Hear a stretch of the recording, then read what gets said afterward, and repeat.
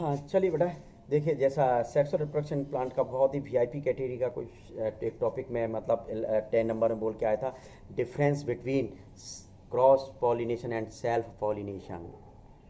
मतलब इसको अलग इस वजह से लिया क्योंकि हर स्टेट के जो एग्ज़ाम होते हैं 12th में, उसमें इस क्वेश्चंस को बहुत ज़्यादा पूछने के चांसेस रहते हैं। वीआईपी कैटेगरी का इंपॉर्टेंट क्वेश्चंस है और बच्चों की सोच भी होती है कि sir self pollination cross pollination आपने डेफिनेशन लाभ वगैरह सब समझा दिए, लेकिन आपने डिफरेंस नहीं समझाया sir, because we are habited to different in line, बिल्कुल लाइन बीच में सेंटर में खींच दी जाए तब उसके द्वारा जो बताया जाता, तो उसी बच्चों की हैबिट के अकॉर्डिंग मैं बता रहा हूँ। यहाँ सेल्फ लिख दिया, पॉलिनेशन,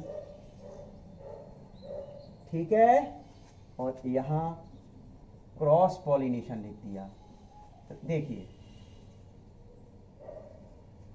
यहाँ पर परागण और ये बेटा स्व परागण। तो देखिए लिखने की आवश्यकता नहीं, मैं बोलता चलूंगा और देखूंगा तो लिख भी सकता हूं।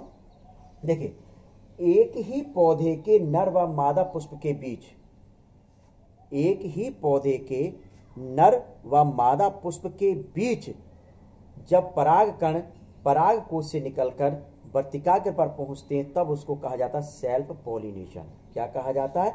Self pollination. तो विशेष यहां ध्यान दें, एक ही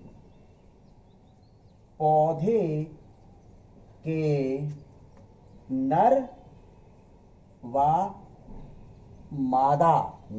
मादा पुष्पों के बीच,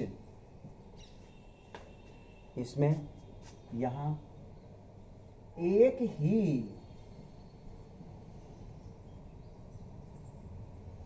ही जाति या प्रजाति के पौधों के, एक ही जाति के पौधों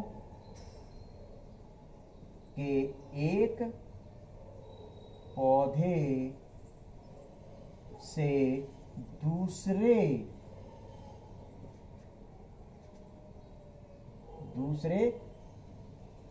पौधे के स्टिग्मा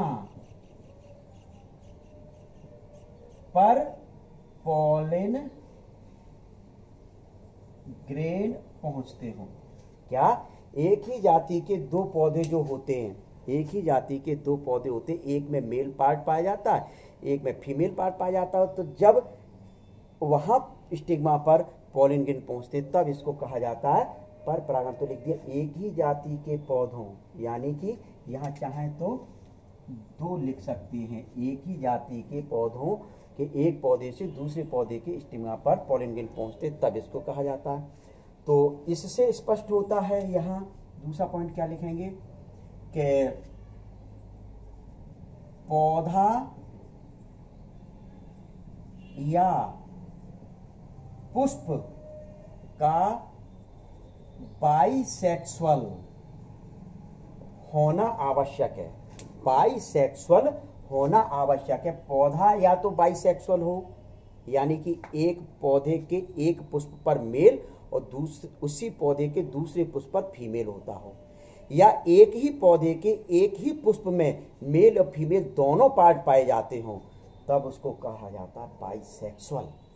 यूनिसेक्सुअल में क्या हो?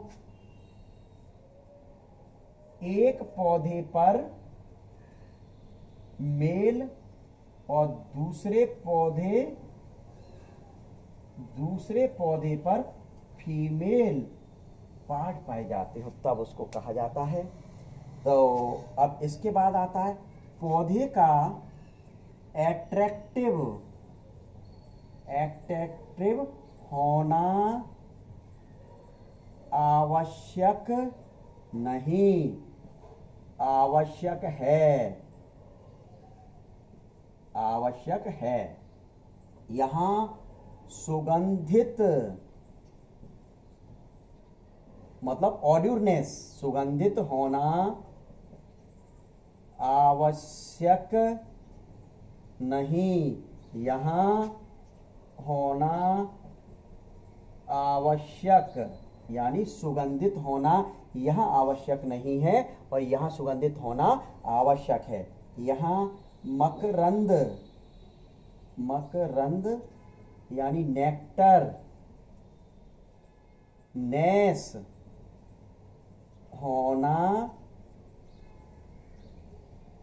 आवश्यक है, नहीं आवश्यक नहीं, वही आवश्यक नहीं है, ठीक।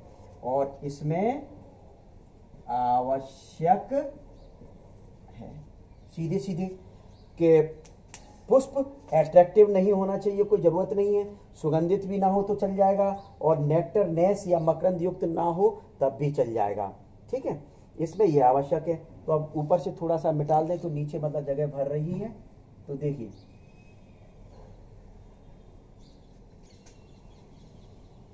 अंतर संख्या में 7-8 हो जाए तो उसमें से कोई भी 5 याद तैयार कर लो। अब इसमें आते हैं कि इसमें जो बीज छोटे यानी स्मॉल, बीज छोटे, बीज को तो जानते हैं इंग्लिश मीडियम वाले, सीड, सीड कैसे होते हैं, स्मॉल होते हैं, सीड कैसे होते हैं, इसमें स्मॉल डेवलप होते हैं और इसमें लार्ज डेवलप होते हैं। इसमें सीड कम संख्या में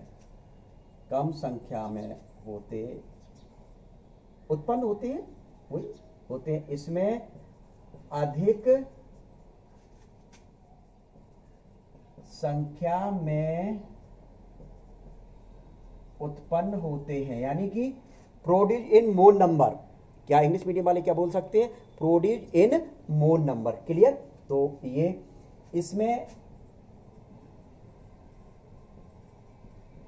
इवोल्यूशन की